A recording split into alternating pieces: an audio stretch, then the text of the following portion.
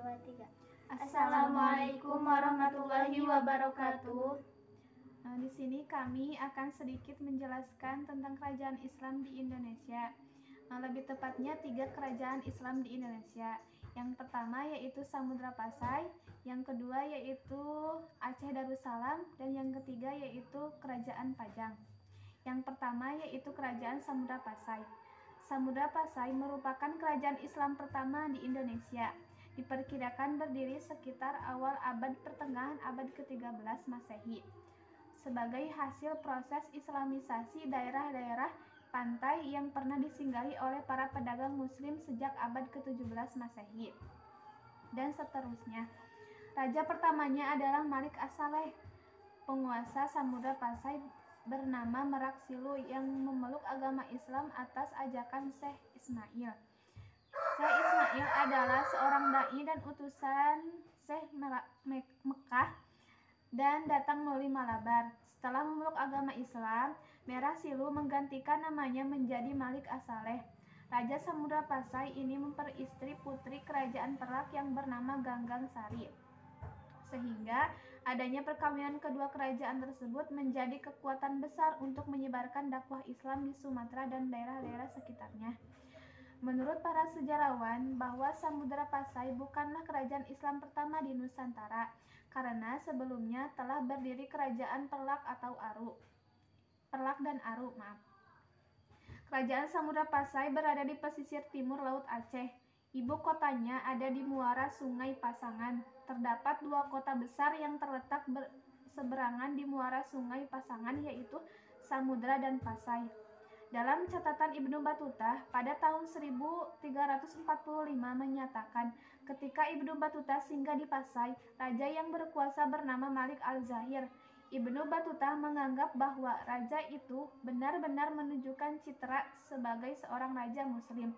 Malik Al-Zahir dikenal sebagai seorang raja yang ortodok, suka mengajak dan mengundang diskusi dengan para ahli fikih dan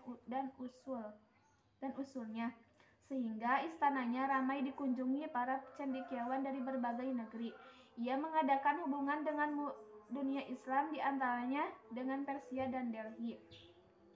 Pada tahun 1521, kerajaan Samudra Pasai ditaklukkan dan dikuasai oleh bangsa Portugis yang kemudian menguasainya selama 3 tahun. Setelah itu, sejak tahun 1524 dan seterusnya, kerajaan Samudra Pasai masuk di bawah kekuasaan kerajaan Aceh yang berpusat di Bandar Aceh Darussalam.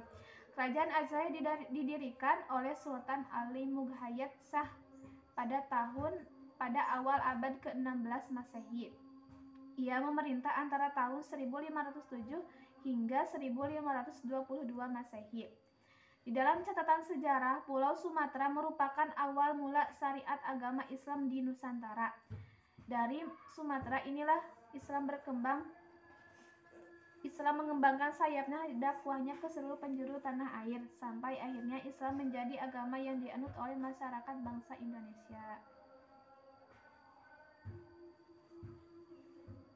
Dan yang kedua yaitu Kerajaan Aceh Darussalam.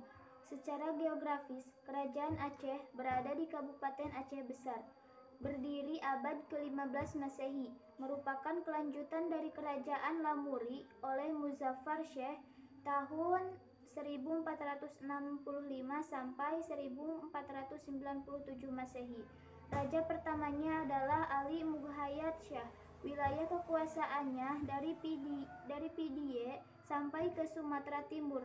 Peletak dasar kebesaran Aceh adalah Sultan Alauddin Riayat Shah yang bergelar Al-Qohar.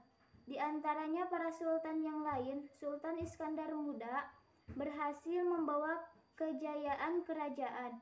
Wilayah kekuasaannya meliputi pelabuhan di pesisir timur dan barat Sumatera dan Aceh, Tanah Gayo, Minangkabau.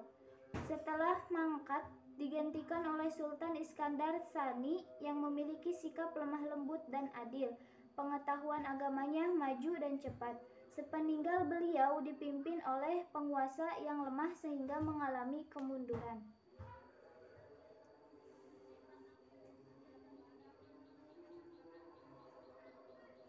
Yang ketiga yaitu Kerajaan Pajang.